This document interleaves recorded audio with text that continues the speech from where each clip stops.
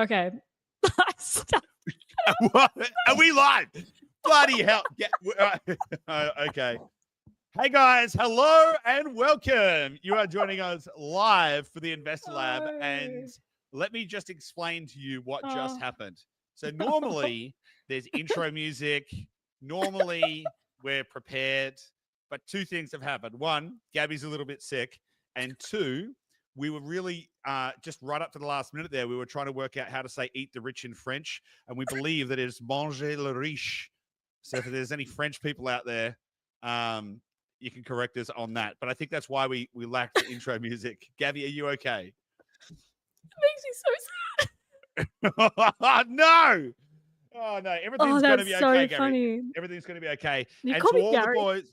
Oh, No, I didn't Gary call you Gary. Oh my god. It's okay, Maybe Gary. it's my alter ego when no, I Gary, no, Gary, no, Gary, no. No. To all the guys on Brett's job site that are listening today, hello to you all. Congratulations. You're all about to increase your IQ points by some amount. So welcome. Good to see you. If you're joining us here live, let us know in the chat. Matthew, good to see you. To all the regulars that are here, fantastic. Great to see you guys. For all of you regulars who don't listen live, who are joining us later, hello to you too. We know there are lots because we see all the download data and there are thousands of people who listen to this every single week. And I am actually excited to get into the topic today. Shampoo time, you never know. You might actually hit triple digits in your IQ this time around. You never know. I'll do my best to help you on that journey of excellence, and together we will find out. So we're going to be talking about a few things today that are so cool that it doesn't actually matter that we missed the intro music. We're going to be talking about, and hold on to your nerd hats, we're going to be talking about the quantity theory of money. We're going to be talking about the Cantillon Effect, which is also why we got onto the topic of speaking French. We're going to be talking about the inflation productivity delta, which is a little, term that I have personally coined as I walk through this, navigated through all of this kind of stuff. We're going to be talking about the politics of perpetual inflation, and we're going to be talking about the architecture of all of this and how it all works. So today's topic specifically is the hidden architecture of inflation. Now, this is an extension and a continuation of our series around why getting ahead is getting harder. And so to do a little bit of a recap on where we've been and where we are. So the first episode we did was on the illusion of prosperity. And in the illusion of prosperity, in fact, Gabby, have you got the charts? You got the chart pack there ready to go? I just chucked in a couple of... I do not. I'm operating on like 50% today, guys. Okay, hang on. Hang on. Keep talking. Okay. I just wanted to show a couple of charts from the last two. Jared, hello, good to see you there in the chat as well. So, do you need me to do it? Do you want me to do it? No, I'm getting it. We're good. All right. So in the first episode in this series, which was a few weeks back now, we talked about the illusion of prosperity, which is effectively from an Australian perspective, how monetary debasement has been robbing prosperity from everyday Australians on a year-to-year basis. Gabby, how you going with the charts? Processing. ... Spinning wheel of death. Oh no. Do you need me to try? I feel like that spinning wheel today. Come on, process it. All right, here we go. Okay.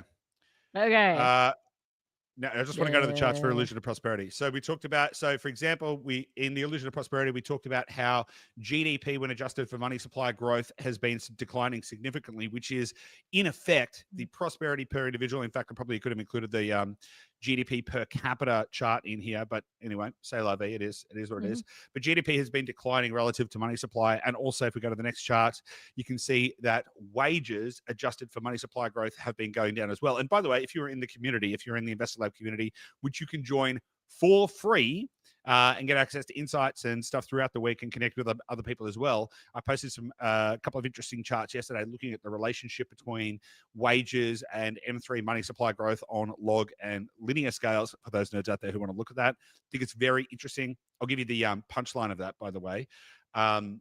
The rate of wage growth has dropped by 40% in the last So well, actually, I don't have the detail. It's basically an asymptotic curve, right? So it was growing quickly and then it slowed down, and now it was growing by about 6%, and now it's growing by about over the last 25 years, about 3.5% or something like that. So it's significantly slowed down, and money printing has continued to go on an exponential rate upwards. So we covered that kind of stuff off in The Illusion of Prosperity. And if you're in the community, there is a report that covers all of that kind of stuff as well. Then the next episode we did was covering the Great Melt Up, where we talked about how all fiat currencies fail. All fiat currencies fail. And the average lifespan of a fiat currency is about 24 or 27 years. I don't have the report in front of me. 27. 27 years. And how we are currently in the middle of a currency failure. And do you want to show the chart, please, Gabby? And we can see that the current situation we're in is very similar to situations that have happened before. For example, this striking comparison between the value of one gold mark in paper marks in Weimar Germany during the Weimar Germany hyperinflation period versus gold valued in 1 troy ounce of gold valued in US dollars. You can see a very similar pattern there, albeit over a much longer period, over a 50-year period versus a 5-year period. So currencies fail at different speeds at different times. It's not always quickly. It can happen slowly, but that's currently what we're experiencing right now. And so today is a continuation of that theme. So we sort of talked about it from an Australian perspective. How does money supply impact our prosperity? How is that impacting us on a local level? Then we talked about then we talked about how currencies fail on a global level. And now we're going to be talking about the architecture of inflation. Now, this is all eventually going to lead up to what do you do about it? But I think it's very important. In fact, we very nearly turned this episode into the what to do about it and jumped to the hey, here's how. But I think it's really important to understand some kind of fundamental ideas around this. So that's what we're going to dig in today. And we've got a lot to cover. So I want to keep moving quickly. Is that okay with you, Gabby? Yeah, for sure. I just wanted to point out, with this one as well, it's this concept of we all kind of has this understanding that with technology, things should probably be getting cheaper over time, but that's not our reality, right? So as normal, if I just everyday person, you think that over time things should get cheaper and more affordable, but reality is as they get more expensive, and we're kind of going to pull apart the systems that make that so. Let me just challenge that. So I agree in principle with what you said, but the thing I want to challenge there is that people think that prices should go down. That is not true. People think the prices should go up. Why do people think the prices should go up? Yeah, it's people kind think of the this. prices. Yeah. People think the prices should go up because they've only ever lived in an environment where prices go up. Okay, but in practice, prices should go down. And when you think about it logically and practically, you're like, okay, how can it be possible that with increased productivity, increased machinations, we've increased technology, we've increased all of these things, we've improved productivity, we've done all of this kind of stuff, and yet prices go up? That's the bit that doesn't make sense. But for most people, they just assume that it is normal that prices go up over time. But actually, I'm here to say that that is not the case. Great. So that's a little challenge on that. Challenge accepted. So one constant theme that we're going to be exploring through this whole episode is that in a free market, all prices fall to the marginal cost of production. Now, that is not an original thought of mine. I've borrowed that from Jeff Booth, who wrote an amazing book called The Price of Tomorrow, which I highly recommend everyone reads. It's probably my most recommended book.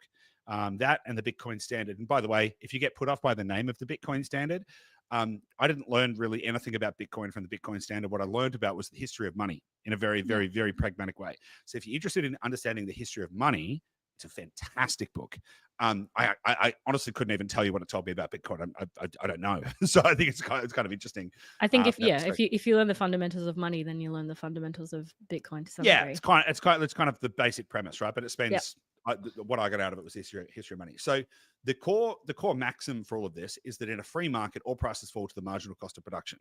So prices should go down over time due to the forces of competition and productivity and technology. Yep. And by free market, we mean what exactly? Unmanipulated, free from external interference.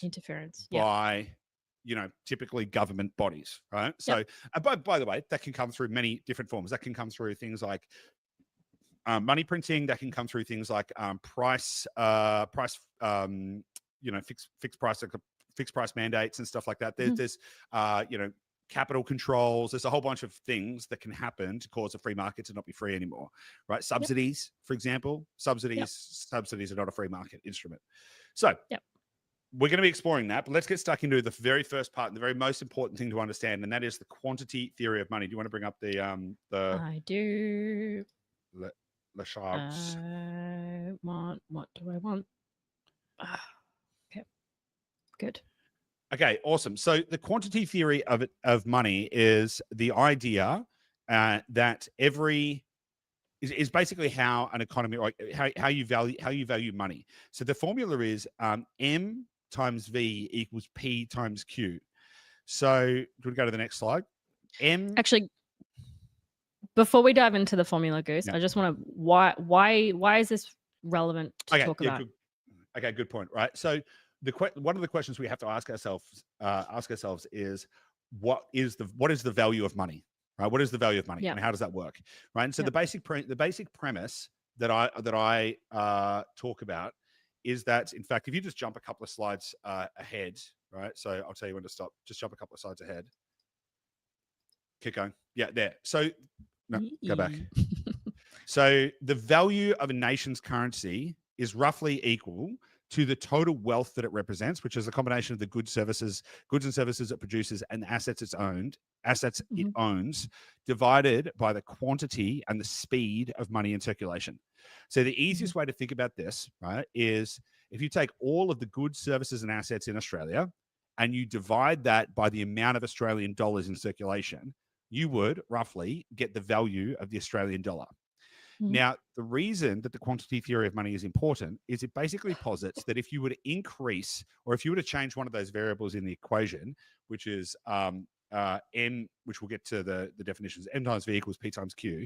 M is money, V is the velocity of money, P is price level, and Q is it used to stand for quantity of transactions, but it basically means the total outputs of goods and services, right? But broadly speaking, if you double the supply of money and the number of assets, goods, and services in a country remains the same, then all you're doing is you're dividing the goods, services, and assets by twice as much money. So in nominal terms, everything would be worth twice as much, right? Because it takes twice as many dollars. Price inflation.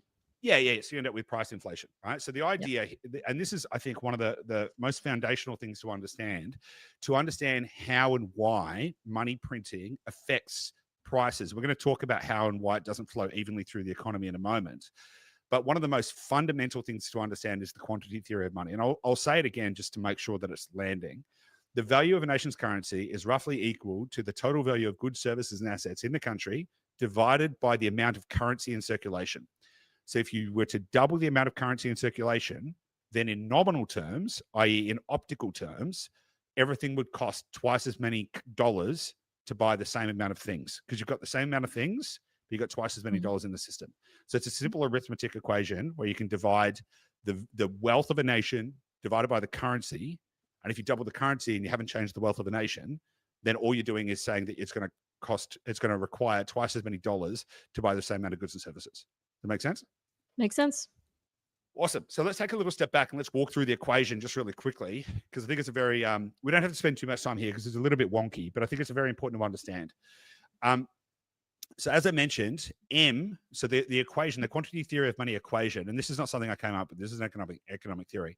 So the equation is money supply times the velocity of money equals price level times the real economic output. And I'll remind you again that Q, the reason it's Q, not something else, is because in the past, it stood for the quantity of transactions, which was which was supposed to be a representation of, economic output, but it's changed now. The definition's slightly changed, right? So, but they still use Q in the equation. So money supply is basically the number of monetary units in circulation. The velocity of money is how fast it changes.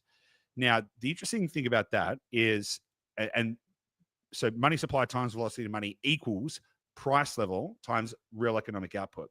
Now, I'm going to focus on the price level a little bit more than real economic output here. But if you were to double or triple the money supply in a country, but Mm. none of it moved, if the velocity of money was zero, then the money would not flow into the goods, services, and assets of that country. And therefore, you wouldn't actually have twice as many dollars or 3 times as many dollars or whatever chasing the same amount of goods and services, because you would have no velocity of the money. Does that make sense to you, Mhm. Gabby? Yeah, it does. Now, and this is a really important thing to understand, because it's not just the money supply, it's also the velocity of money. Now, there are several things that can cause the velocity of money to increase, one of which is actually inflation. Because if you think Mm. everything is going to be more expensive tomorrow than today, you're more likely to spend your money faster. So if you had, let's say you had a situation where consumer price inflation was zero, or let's say there was consumer price deflation. Let's just say that, for example. So prices were going down. So everything costs less in the future than it did today. You've got no incentive to go and spend money. If you knew that your groceries were going to cost 10% tomorrow, 10% less tomorrow than today, you'd wait till tomorrow to save 10%. If it was going to be 10% less again the next day, you'd wait as long as you can before you buy anything. So the velocity of money would slow down. So even if you doubled the money supply, that wouldn't flow into the goods, services, and assets of a country. Therefore, you wouldn't see price increase. But assuming that the velocity of money stays even, and let's assume that the real economic output stays even, if you double the money supply and you haven't changed the goods, services, and assets in a country, then the price, which is really just a denominator, because price does not equal value. It's very important to understand. Like the value of a dollar is not a dollar. The value of a dollar is what it can buy. And what it can buy is dictated by price. And they are different things. So a simple way, let me turn this into a pub analogy, right?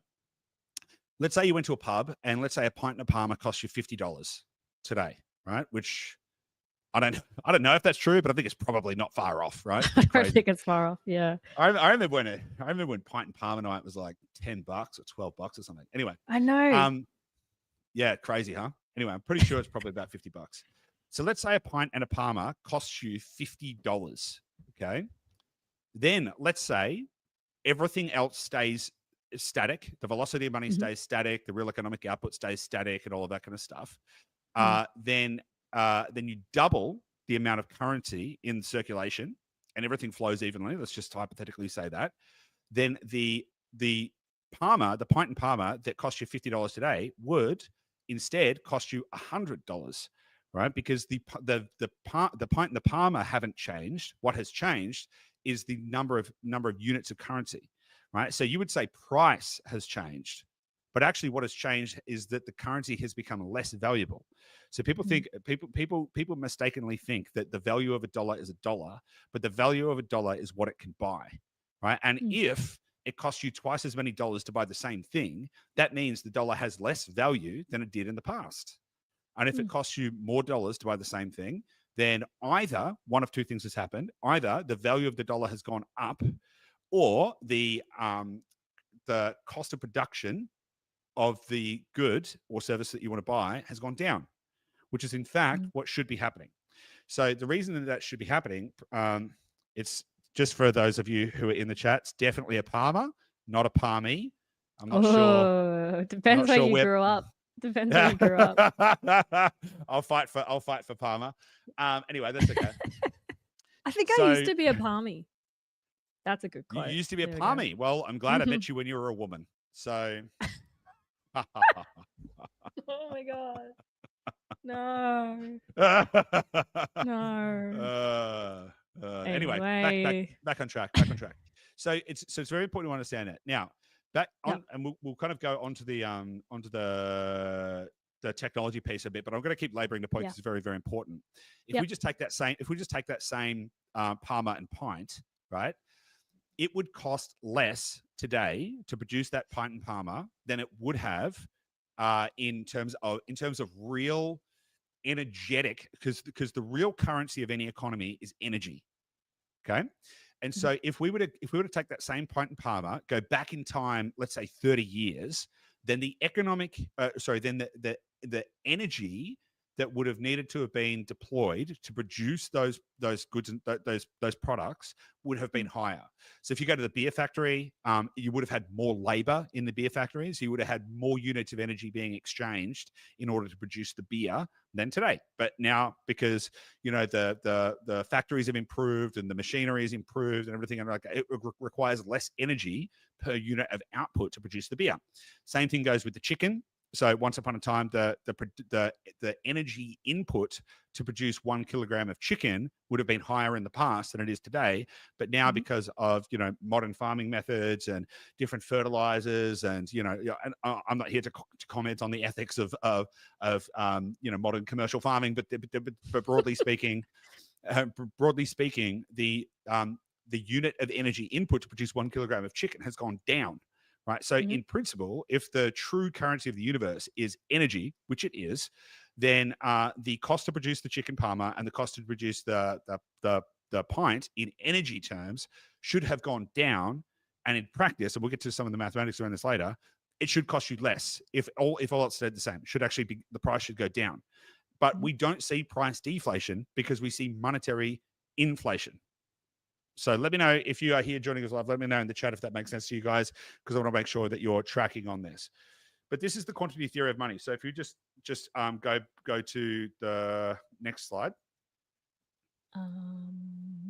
Yep. Actually, where are we at? Let me where are we going? Oh yeah, cool. So yeah, okay. So this is basically restating some of the stuff that I've already said. So M is the money supply, the total monetary units in circulation. V is the velocity money, how fast it changes hands. P is the price level. Q is the total output of goods and services. And if the amount of money in circulation grows faster than the real output of the economy, and the speed of money stays roughly constant, prices must rise. Right? This is the general premise. Yeah. Go on. Just what I find most interesting about these, like having this formula, like my mind thinks very much in systems. And so I think with this, if you obviously listening to this show, you have some interest in this, in this stuff. But really understanding, like having this, like this is effectively the machine that is our economy, right? To some degree. So all of these pieces, it's simplified to these 4 levers in the economy. So it's like being able to monitor all of them. We can see how it all comes together, which I just think is really interesting, because you can see like, okay, if everything else stayed the same, but money supply goes up, we see the effect on the other levers. So I just think it's interesting from a system. Like if you are trying to understand like our system, the system of the economy, this is a really good place to understand these 4 levers. Yeah, totally. Okay, now let's so that we've covered the quantity theory of money. So now, in very simplistic terms, so we'll probably stop sharing for the next bit. We'll talk about the Cantillon effect. So in very simple terms, as I've described, if everything else stays equal and you double the amount of money, double the amount of dollars in circulation, in principle, everything should cost twice as many dollars to buy the same amount of things, right? That's basically how it should work. So then the question is, why isn't that specifically true? So if money supply has been increasing, why do some things go up at different rates than others? Now, to some degree, there is supply and demand. So, for example, if the ability to produce a good is cheap and easy, and the ability to increase the supply is cheap and easy, and the demand goes up, then you can fulfill the demand without significant price movement, because the supply will increase to match the demand.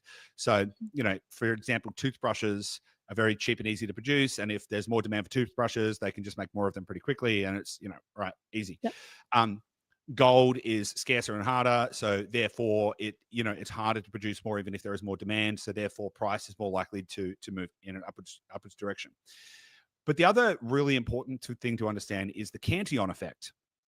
Now, the Cantillon effect is the idea that money flows to those closest to the source of money creation. Now, there's a very important distinction.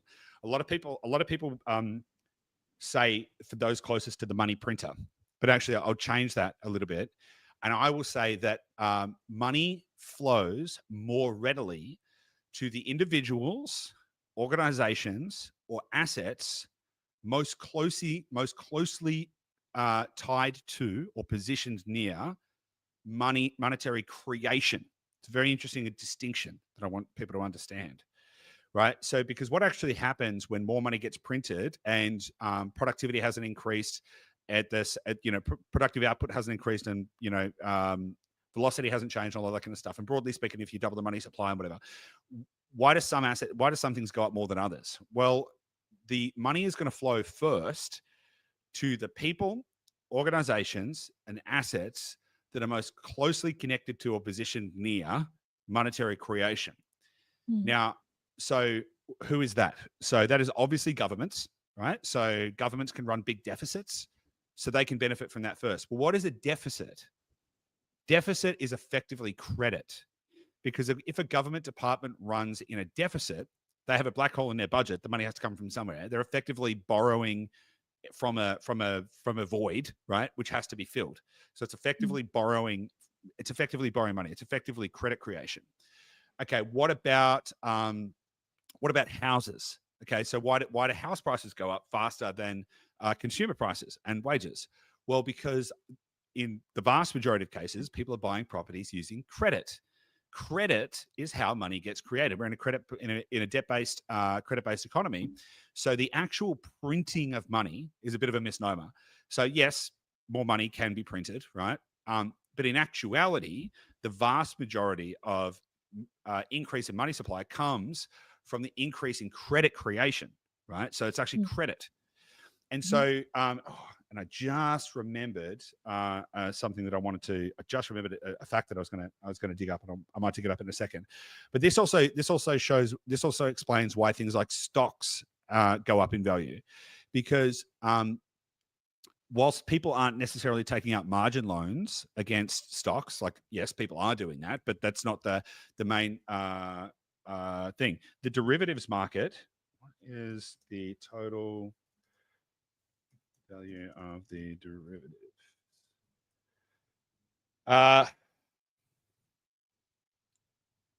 Okay, I'm gonna have to come back to that. I will post this in the community, but it's something like the derivatives market is roughly $1 quadrillion, or I think might be about $1.2 quadrillion, and the total value of all equities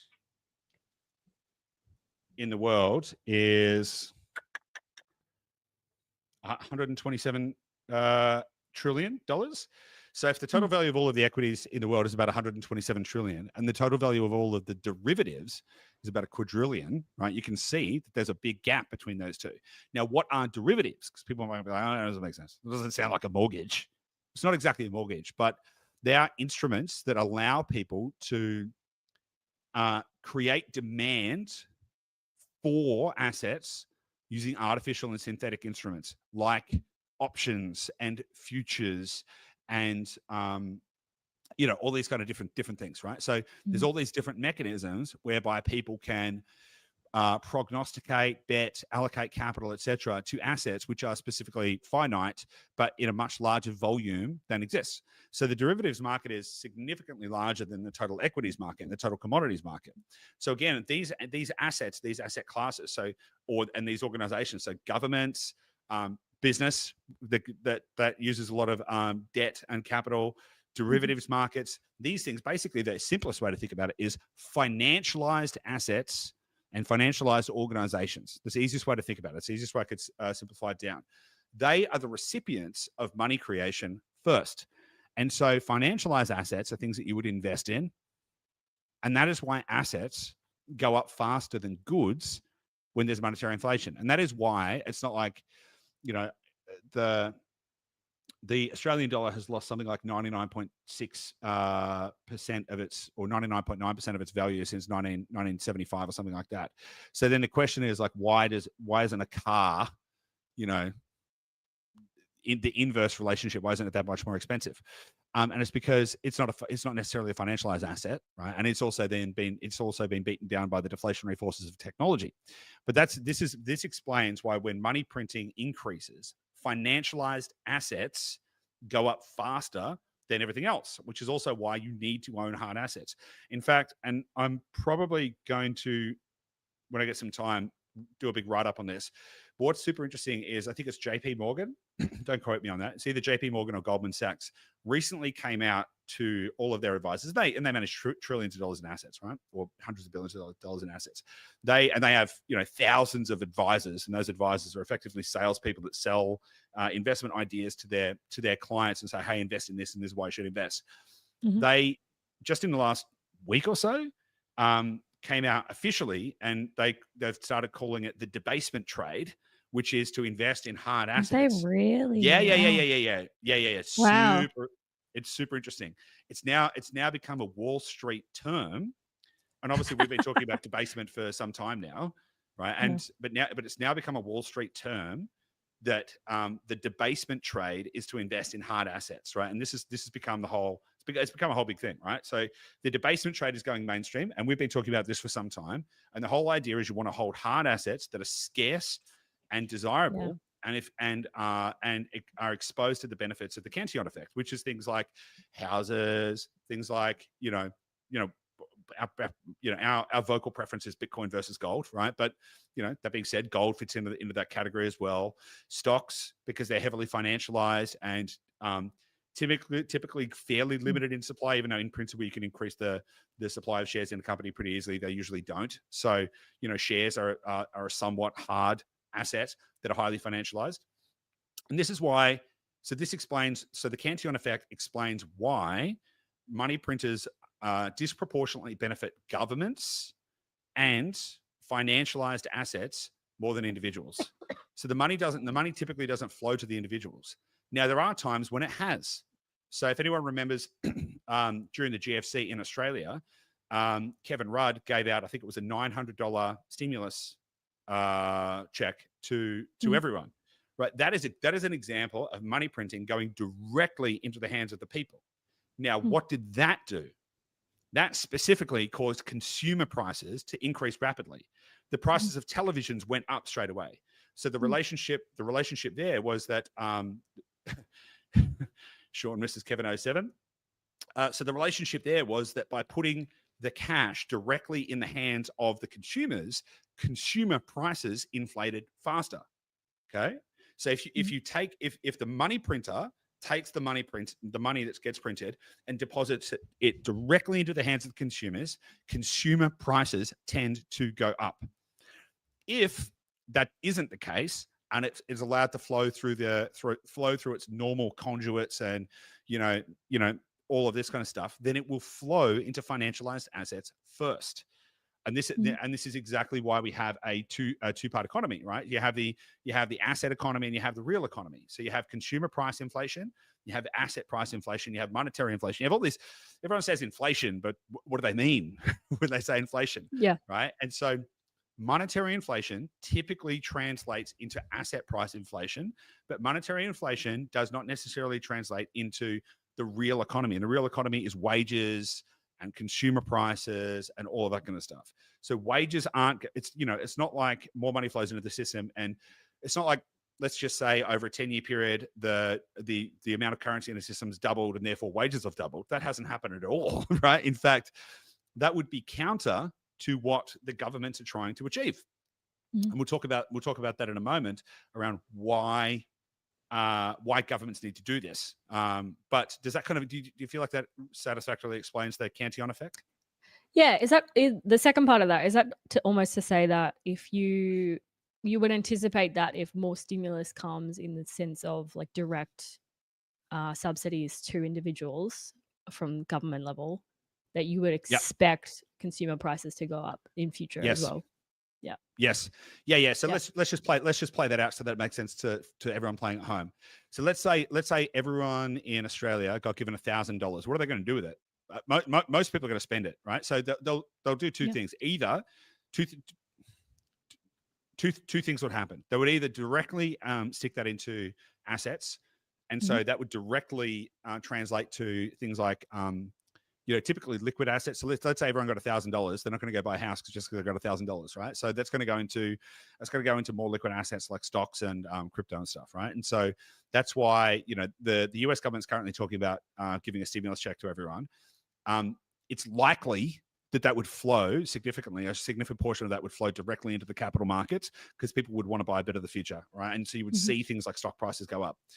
But also, not everyone's going to do that. So some people just don't understand investing. They're not interested in doing that. They just wouldn't. Like for any number of reasons, they're not going to spontaneously become an investor. And so what they would do is they would go and buy shit. They would go buy more nappies for their kids. They'd go buy a TV. Maybe they'd buy an Xbox. Maybe whatever, right?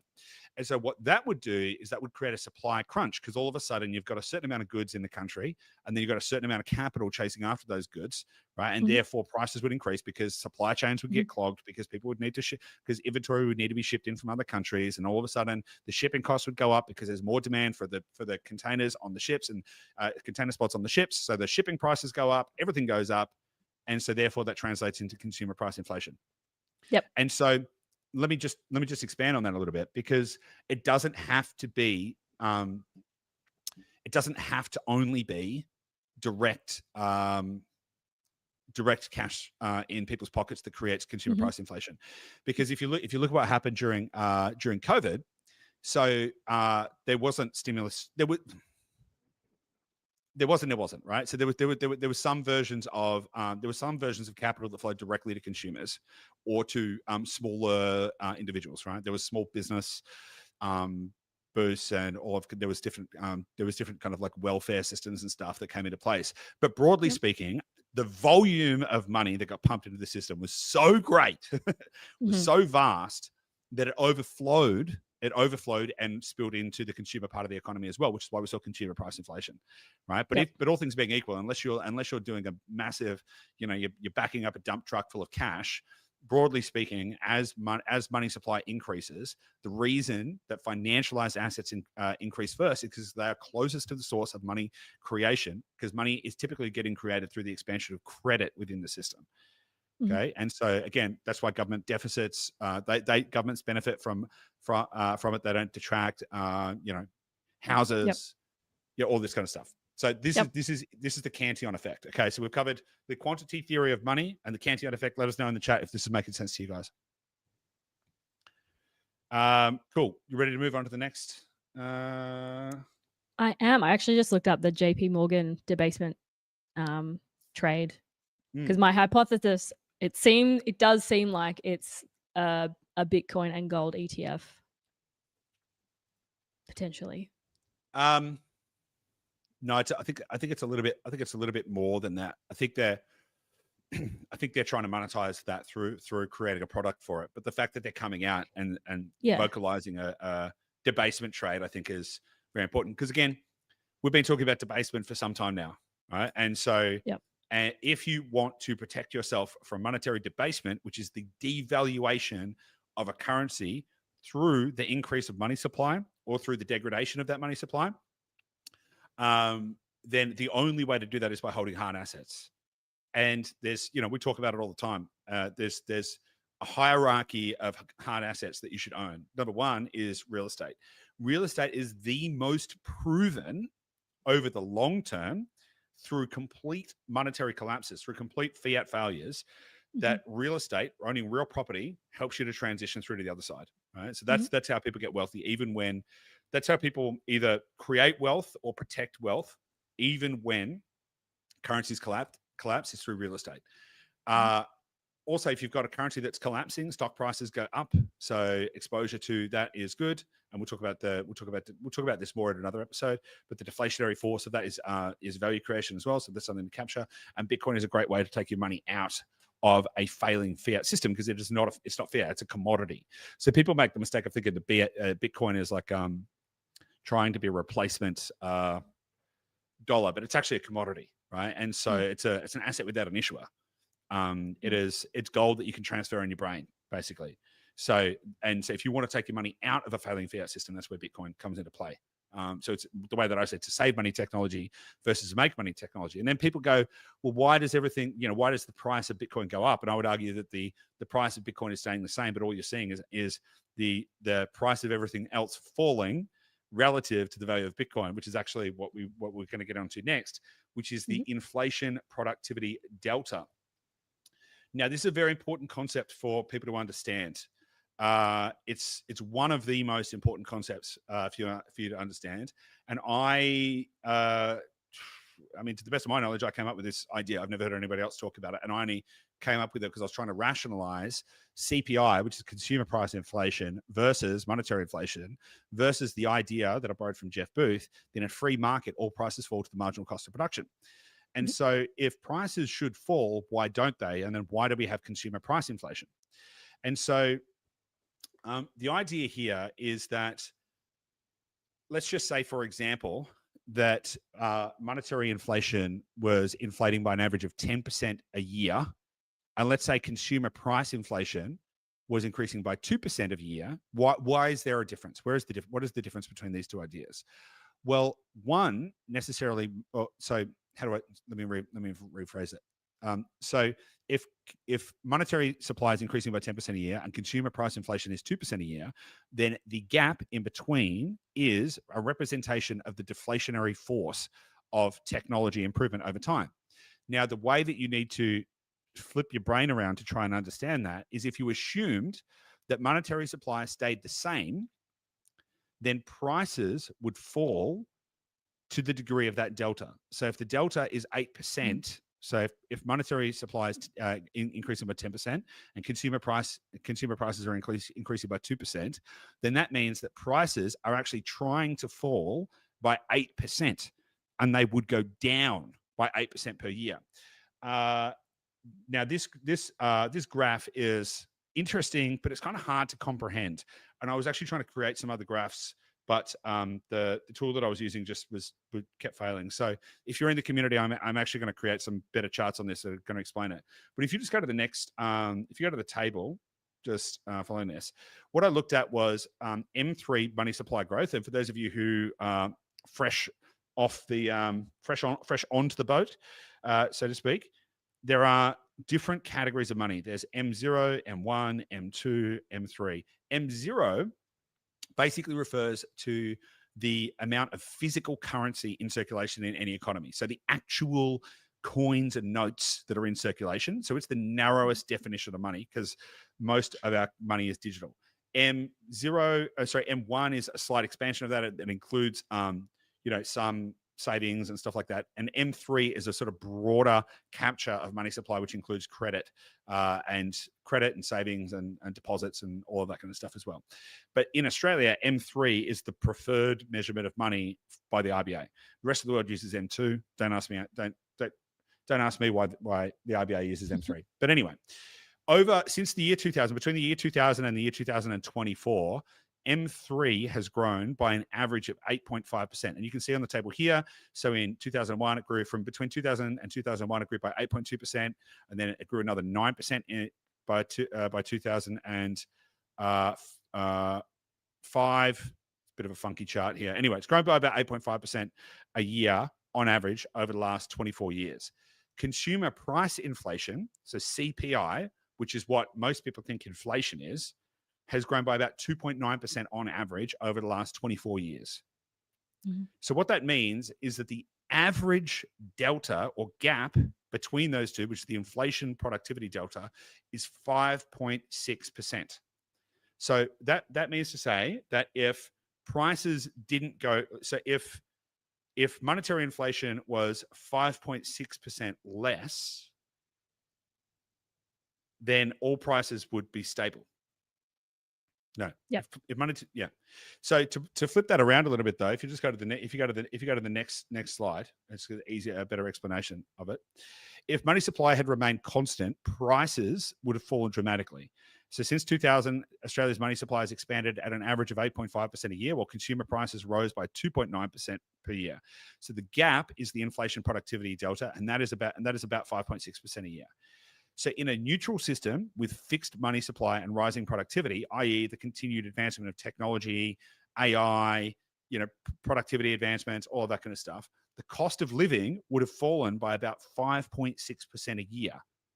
That's how much it would have fallen.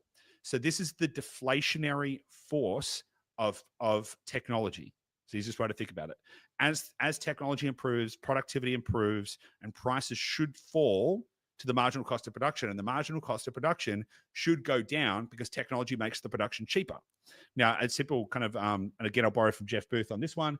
Once upon a time, people used to pay for calculators, but lots of people, I remember being at school, we had a Texas Instruments calculator. People would pay for physical calculators. Then when smartphones and stuff came out, you used to actually pay for a calculator app on your phone. You could like, it was like an app and you could download it and you could pay a monthly subscription to have a calculator on your phone. And then calculators just got included on the phone for free and nobody paid for it, right? And so that was effectively the dematerialization and demonetization of calculators. And that was the advancement of productivity. So we've gone from like paying not insignificant amounts for a Texas Instruments calculator down to calculators being on your phone for free. Simple. And so this is how prices should trend down over time, thanks to productivity improvements. And so the cost of living would have fallen by about 5.6% per year. So over 24 years, that compounds to roughly a 75% price decline. So prices would be about 25% of their level, their 2000 level. So instead of paying, and because if you take 2.9% and you multiply and you compound that for 24 years, you get roughly a doubling in prices.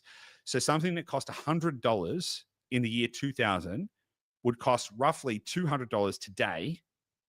However, it should, if monetary supply had stayed the same and everything, and productivity had continued to increase, it should cost about $25.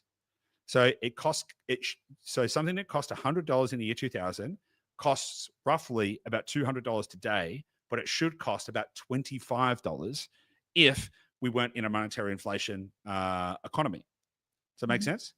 Mm-hmm. So that's roughly an 8 times difference between the counterfactual $25 and the reality $200.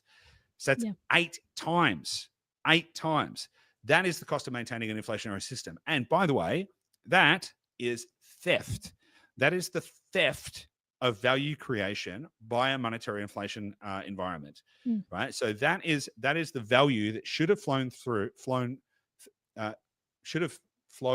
through to the consumer that we are not getting because governments keep printing money because they want to continue to live in an inflationary environment. Yeah, with this, I sit in the seat of business owners in here. Not like corporation owners, but like small to mid-sized businesses, that they're the ones setting consumer prices, right, to some degree, for not for like groceries and everyday consumables, but in terms of so like I'm thinking back to like when I was in uni, I did this random photography course, and I remember buying a camera to use for that course, but then within like 6 months to a year, the price of that camera had gone down. Yeah. And at that point in time, it was like, it just kind of logically makes sense that like, okay, the technology is going to get better, so the price of this thing will go down. But then there's other technology things where, you think for like Apple pricing, it's like the cost of an iPhone continues to go up and up and up over time. Yeah. But I think from like a business's perspective, their costs keep going up as well. So they have to keep charging more to the consumer, regardless of if the technology is getting better.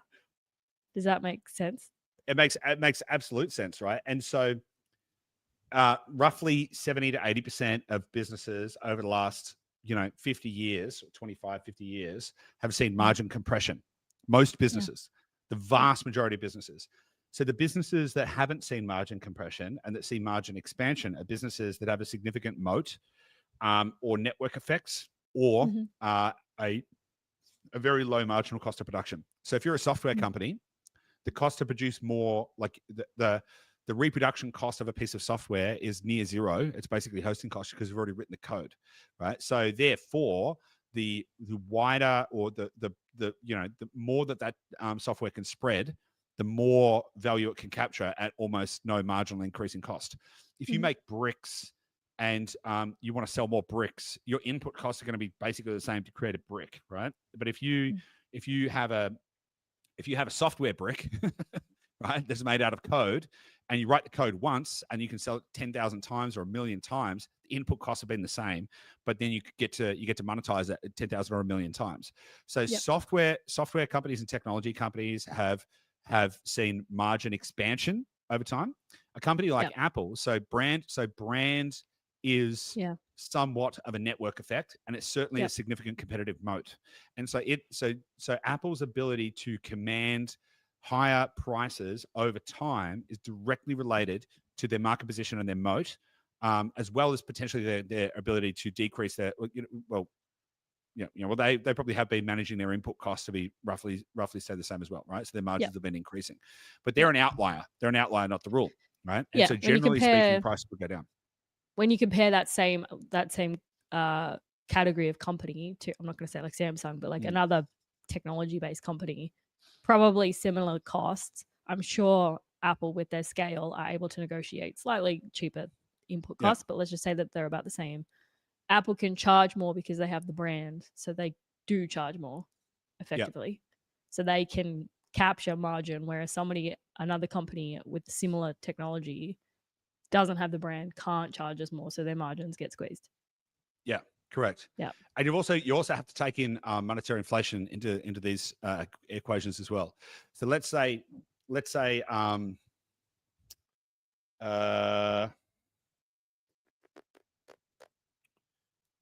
what is give me one second. Mhm. Rule of 72. So let's just say, by the way, if anyone wants to know the rule of 72, if you want to know how long it takes a percentage to double over time, you take 72 and you divide it by the percentage. So let's say the monetary inflation has been 8.5% over the last 25 years. So 72 divided by 8.5 is 8.47 years. So prices, so monetary supply has doubled every 8.47 years over the last 25 years, right? Basically. And so let's say you have a service that you offer and the price has doubled over 25 years. It has still gone down in value versus money supply. So the price can go up, and in real terms, in real terms it's gone down, if that makes sense. Right. So these all need to be taken into consideration there as well. But the issue here is that if you had a static money supply, so let's say that Australia stopped printing dollars and monetary expansion, and by the way, and stopped issuing credit and stopped doing everything that would create more money in the system, what we could reasonably expect is that prices would decline by about 5.6% a year across the board ish. Relative, it would not necessarily be evenly dispersed, but you get the general idea. And that would be the benefit. So it would be the deflationary force of productivity and technology being distributed to the masses. So the inverse is that gets stolen. And where does that go? Where does that stolen productivity go? Well, that actually goes, if you go back to the Cantillon effect, that's actually flowing into financialized assets, right? So that 5.6% a year of productivity gains, which should translate into lower cost of living, actually gets flooded into financialized assets, things like real estate, stocks, cryptocurrencies, or gets flooded into the things like the government running massive deficits and things like that. So basically, the assets, organizations, and individuals closest to the money print or the closest to monetary creation are sucking up that 5.6% gain, and that's effectively robbing it from everyday people. And that is why wages are not increasing at the same rate as monetary supply.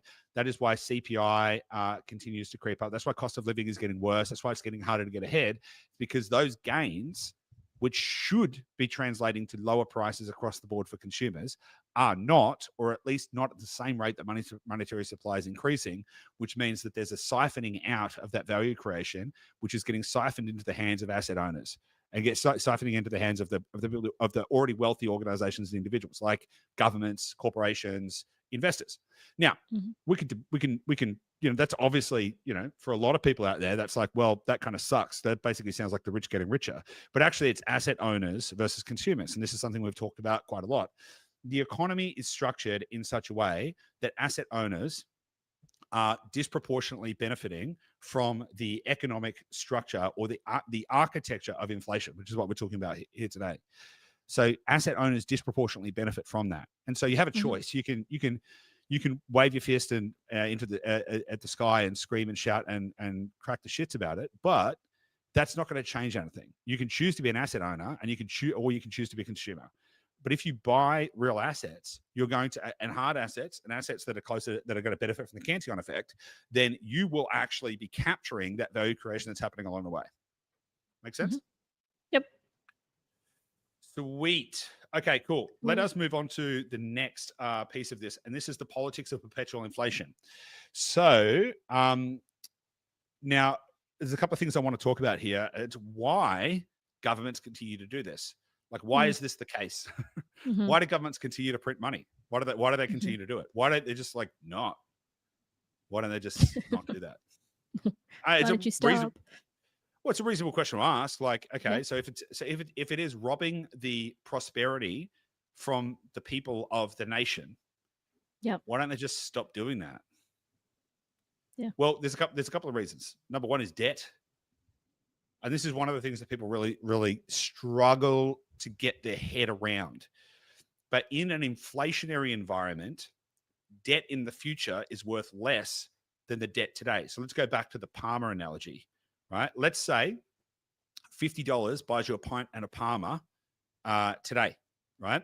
But let's say you borrow $50 to pay for that pint and a Palmer. So you've gone into debt $50 to pay for a pint and a Palmer, which is probably not a good idea for those of you looking for some financial advice. Not that I can give financial advice.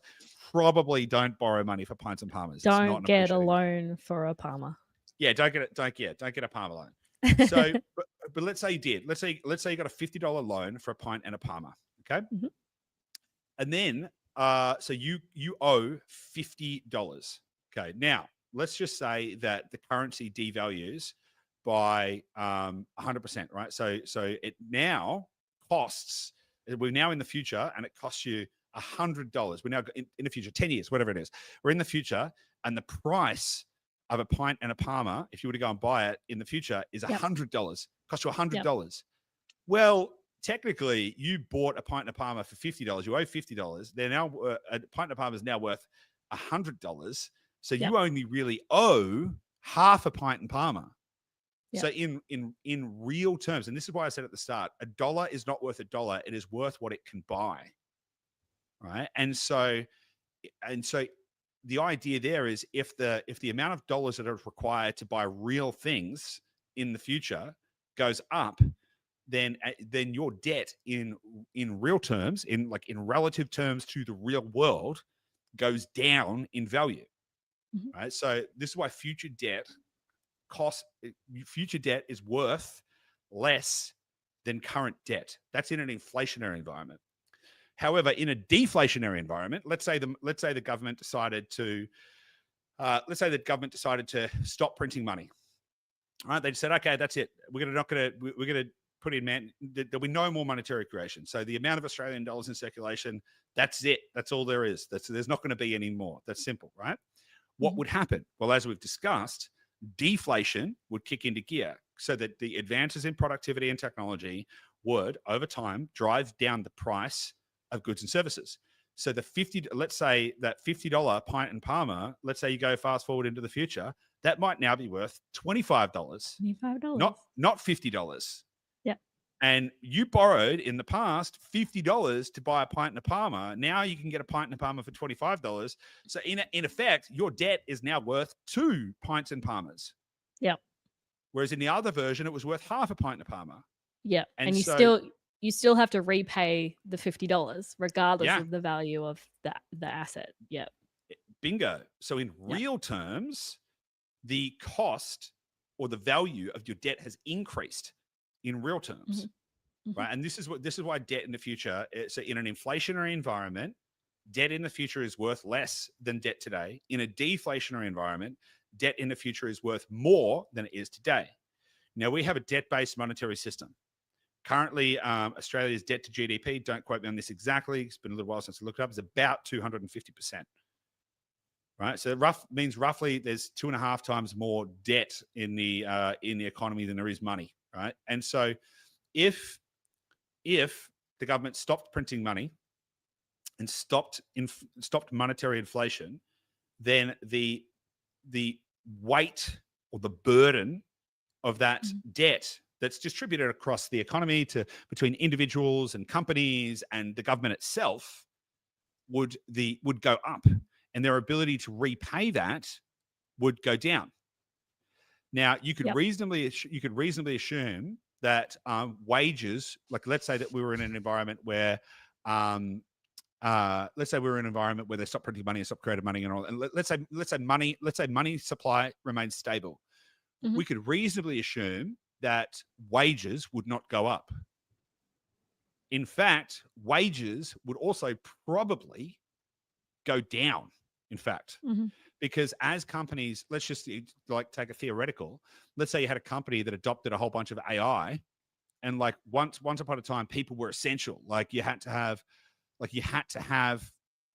companies used to have to have a secretary that sat at the front of the office. So when people walked in, they could, say who you're here to see or whatever. You don't need that anymore, right? And so people's labor would become less necessary, right?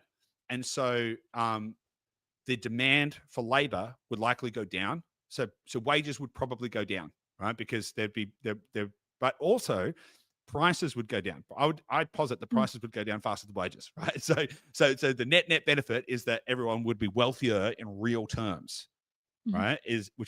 And by the way, there are, and I know I've talked about this before, but there are corollaries for this. There are examples of this happening in the past. So um, when the florin in Florence, so that remained stable, that didn't get debased for like 300 or 400 years, and that created one of the greatest periods of human flourishing because a baker, could bake bread, sell the bread, keep 10% of their earnings, and it would be worth the same in 100 years as it was today, which means they could save their way to wealth. And Mhm. so you know, I this is kind of how this kind of all plays out in a non-monetary inflationary system. You end up with a more abundant society that tends towards craftsmanship, because if people know that things are going to be worth less in the future, they're going to be more hesitant to spend money. So they're going to want higher quality stuff that's going to last a really long period of time. It's not going to be throwaway because they don't want to have to spend money on it again in the future, right? Because Mm. so they want better quality stuff. Now, so governments can't allow, but basically what would happen is the credit system would collapse. If you stopped Mhm. printing money, the credit system would collapse because people would start to not be able to pay the debt. In real terms, the debt would become more expensive. So Mhm. that would put a tremendous strain on the system, and the credit would collapse. So they don't want to do that. Plus, by the way, there's the political incentives. So governments always want to spend more money. Why do they want to spend more money? Because people want more shit, right? Mm. They want the potholes fixed. They want this and that and the other. They want stuff. They want more healthcare. They want more this. They want more that. They want more of the other. Now, governments want popularity, and so it is much more. It's much more appealing to win people over by making big promises and executing on those promises to the degree that they do, which we know they don't always do. But it's Mhm. much more politically appealing for them to be seen as the good guy than it is for them to be fiscally responsible. And so Yep. a lot of the things they want to do, go on. I'm gonna come back to the Palmer analogy when you're ready. Sure. Sure. So a lot of the things that the government wants to do, they don't have the money to do it. And so what would they need to Yeah. do? They'd need to raise taxes, right? They'd need to raise taxes, Mhm. or they can print money. And printing money is a hidden tax. It's a secret tax. It's a silent tax. It taxes like everyone gets income tax. This actually taxes your savings. It actually steals the value of the money you have in your bank account. So Mhm. it's a stealth tax that allows governments to incrementally chip away at the value of every single one of the dollars that are in circulation, so they can spend it on other stuff by devaluing all of the currency that exists. They make more of it, and so Mhm. they do that for political popularity. Now you're going to go to Palmer analogy. Yeah, I was just coming back to it because I'm trying to simplify.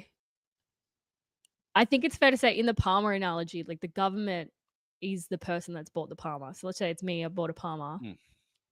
There's no incentive for you to change the system so that your Palmer becomes more expensive. Like right Yeah, now, my what I have today, I got for cheap because I know that tomorrow it's going to be No, hang on. I think you've got that around backwards. The current system makes the Palmer more expensive in the future in dollar terms, Yeah. right? Yeah. But if I know that, I'm not incentivized to change it. That's what I'm trying to break down. Well, if you knew, let's say you're an individual, right? And let's say you've got 2.5 times more debt than you have money. Yeah. Would you make decisions that would make that debt harder to pay back in the future or easier to pay back? Right? If I had a money printer and I owed you $100,000 and I had a money printer and I could use it, Yeah. and I didn't have the money to, and you're like, hey, give me my 100 grand back, and I didn't have it. Yeah. I got two options: default, go and Yep. try and find some way to come up with it, or I just print it and give it to you. Yeah. So it becomes the easy out. And by the way, this is exactly where a lot of the kind of modern fiat era came from. So if we go back to 1913, the August Weekend War. So World War I started as the August Weekend War, and so the British went to war with the Austro-Hungarian Empire. The Kaiser, can't remember his name, but the idea, the British thought that it was going to be a war that was going to be over in a weekend. That's why it was called the August Weekend War. They thought it was going to be over in a weekend, right? And traditionally, countries can only stay at war as long as they can continue to finance the war. So if you wanted to go to war as a country, you need to be really rich. You need to have shitloads of money because you need to be able to pay soldiers and supply lines and all of that kind of stuff. And then the idea is if you won the war and you captured the other territory, or you did whatever, you would reap the spoils of war. You would reap the ability to tax those people. You would take the wealth of that nation and all of that kind of stuff. So the idea is if you won, it would be worth the investment, right? So you would invest a whole bunch of money to win a war, and then it would be worth the investment at the end that you did that. Now, the problem is the British went to war for the August Weekend War, and then realized that it wasn't going to be a weekend war, and realized it was going to last longer, and they didn't want to back down. And so they said, all right, we need more money because we don't have enough money for this shit. So they tried to sell war bonds. Now, bonds are the government's way of selling debt. So they tried to sell debt, and this is pretty common practice, right? To actually go to the people and say, we need some more money. We're not going to tax you, but if you're willing to lend us your money, we'll sell you these bonds and we'll pay you an interest rate on it. So you lend us your money. So they go to the people and they try and sell debt. They try and get the people of the country to buy the debt, but the people didn't want to buy the debt. There was almost no buyers for the war bonds. And so the government was like, shit, nobody wants these war bonds. We don't want to back out of the war because, we'll effectively have lost if we back out, but we don't have enough money to fund this shit. And so some smart cookie said, there's a printer over there. There's a big button. There's a printer over there. I wonder if anyone had noticed, like, we need more pounds. Yeah. That machine over there makes more pounds. Why don't we just get some from that? And the Germans, or the Austro-Hungarian Empire, they did the same thing. And so that was really the start of the modern fiat era. And that was also the start of the collapse of the British Empire and the collapse of the British economy, because they devalued their currency. I don't remember the numbers in front of me, but they devalued their currency something by 75% over the course of World War I or something like that. It was pretty significant. And so off the back end of it, the currency was worth way less. Which means that undermine the value of their economy. And so this is why governments continue to print. So there's another reason, by the way, which is the velocity of money. Go on. I just want to finish the pub analogy. Okay, finish the pub analogy. So let's say I'm the government. I go to a pub, right? I'm the government. I'm at a pub. I know that tomorrow. That sounds about right, by the way. If you've ever seen any politicians, I've met with a few politicians. 9 times out of 10, they try and take you to a pub. It's Australia. Yeah. I'm the government. I'm going to the pub. I know that this Palmer is going to be worth $100 tomorrow because I know how the system works. I have a credit card, and I also have 20 friends with me that all like Palmers. And so I'm going to shout everyone because that'll make me really popular, and I'm going to put it on the credit card. You can see how, like, if you know that it's going to be more expensive the next day, you're not incentivized to change that system because you can be popular and shout everyone. let me and adjust put the it on analogy. credit. Let me improve the analogy a little bit, right? So Sure. let's say you're the government and you go to the pub, right? Yep. And you go there with 20 friends. Yep. And everyone wants a pint of Parma, and they're all worth Yep. 50 bucks, right? So that's $1,000, and you don't have $1,000. You don't have $1,000, No. right? But what you can do, but you have a money printer in your back pocket. So what you could do is you can print the money to pay for everyone's pint of Parmas because of the Cantillon effect. You're the government and you're closest to the money printer, so you can run a deficit, and you can just print the money into your wallet, and you can pay for it. Now, in doing so, you've actually robbed. Like the pub doesn't have that many schnitties out the back to make Parmas, right? So it's low on schnitties. It's a schnitty deficit, right? No. So then somebody else walks in and they say, "I want a Parma," and they're like, "Well, there ain't that many schnitties." No. So the price has gone up now, actually. So it used to cost $50 for a pint of Parma, but because this guy walked in and he bought up there's only a few left, and if you want them, they're going to cost you a lot more than $50 for a pint of Parma. So then the other consumer that has walked in behind the government, that is not close to the money printer, now has to pay a higher price for the pint of Parma, all because the government, which had the money printer, soaked up all that value by printing more money that they didn't have. Does that improve the analogy? Yeah, and all the 20 friends that you were so kindly shouting that day, when they come back to the pub tomorrow without you, they're going to have to pay more as well. So it's bingo. Yeah. Yep. This illusion of like, hey, we're being generous and how great. But yep. Okay, Correct. cool. Great. There's one other piece in this as well, why governments do this, right? Because it's not just about the cost of debt, and it's not just about the political popularity. It's also about the velocity of money. So if everyone knew that the prices in the future would be less than today, they would be disincentivized to spend money. And if people are disincentivized to spend money, there's less money circulating through the economy, which means there's less taxes, less torts, less like all kinds of different stuff, right? So that would mean there'd be less. Go on. Just quick example, again, going back to like the camera that I bought at uni. If I was going to buy a camera, but I know that in 2 weeks' time it's going on sale or it's going to be cheaper, I'm not going to spend that money today. I'm going to wait. Yeah, correct. Yeah, exactly. So, so people would become disincentivized they'd be more incentivized to save money because their savings would be worth more in the future than today. So if you saved $100, or let's say you save $50, let's say instead of going and buying that pint of Parma for $50, you save $50. You said, no, I'm going to go without, and I'm going to put $50 in the bank. And then in the future, a pint of Parma was only worth $25. Your $50 of savings is worth a lot more in real terms. So two pints of Parma. Wow. Right? So, wow. You can take a friend. But maybe you don't have any friends because you never go to the pub to get pints of Parmas. But anyway, that's all another. Too busy saving. Yeah. Too busy saving to have friends. But anyway, so the idea is that savings would be worth more in the future. So people would be disincentivized to spend money. And if people are disincentivized to spend money, then there's less consumer spending. So businesses suffer. So businesses would suffer because there'd be less demand for their goods and services because people would just buy less shit, which again trends towards less consumerism and more towards craftsmanship, right? Because you're less likely to go and buy a whole bunch of crap and more likely to buy a few very high quality things, right? That are going to be that you would think really long and hard about before you spend any of your money.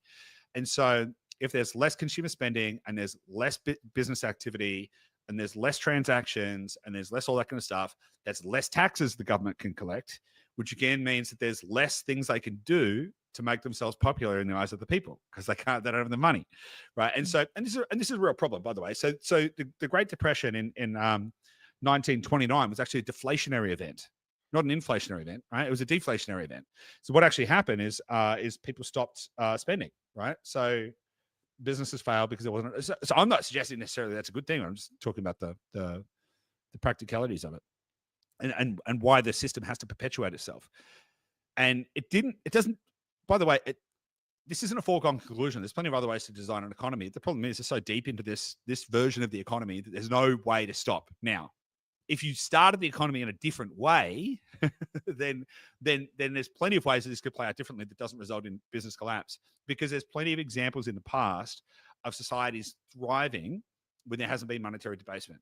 So we've talked in the past again about the Romans. So when they had the denarius and it lost 95% of the silver content in the denarius over the course of a couple hundred years, basically became worthless. They almost collapsed the Roman Empire. Basically collapsed that was the cause of the collapse of the Western Roman Empire. Then they came up with the solidus, which was solid gold, or 95% gold or whatever it was. And that stayed very constant for a very long period of time. But then they forgot about why you don't debase currency. So they debased the solidus as well. And then that led to the final fall of the Roman Empire. They lost the Eastern Roman Empire. They lost a lot, right? So, but during those periods where the monetary value stayed the same and there wasn't debasement of currency, tremendous human flourishing can exist. The problem is if you're already carrying a huge debt burden and all this other kind of stuff, the shift means you have to break something. Right? Like you can't. There's no smooth transition, right? In order to get there. So the velocity of money is another very, very important reason why governments need to keep printing, because they want things to be more expensive in the future. So you're incentivized to spend more money today, which means there's more transactions, which theoretically, or if you squint and maybe if you have a couple of shots of whiskey and squint in the right way, you could argue that the Q in the quantity theory of money would go up because there's more transactions, because that's like the quantity of transactions is the Q. But that actually is not accurate. What you actually want to see is you want to see productive output increase. So you could argue that the increase in velocity is going to increase the Q, but these are the reasons they need to keep printing, right? Now, if you know this, right? So if you know just quickly, if you know that the governments have to keep printing because that's the way the architecture of the system is designed, and if you know that because of the Cantillon effect, financialized assets are going to disproportionately suck up that monetary premium that should be flowing through to consumers in lower prices thanks to technology productivity. And if you know that as technology productivity increases, governments are going to have to continue to increase the printing, then you know that all you need to do is you need to put your money into hard assets so that you can benefit from it and not have your personal wealth debased in the process. Perfect. And that's what we're going to talk about next week. Yeah, that is what we're going to talk about next week. So I think we've kind of covered off the main pieces for today. I think we've kind of covered off. Let's quick recap. So we covered off the quantity theory of money, which is M times V equals P times Q. So money supply times the velocity of money equals price times the total output of goods and services. We covered the fact that the value of a nation's currency is roughly equal to the total value of the goods and services and assets that it owns divided by the quantity and speed of money in circulation. If you double the quantity of money, assuming speed stays constant, then prices would in principle double. However, due to the Cantillon effect, money doesn't flow evenly through the economy. It flows through financialized assets and institutions first.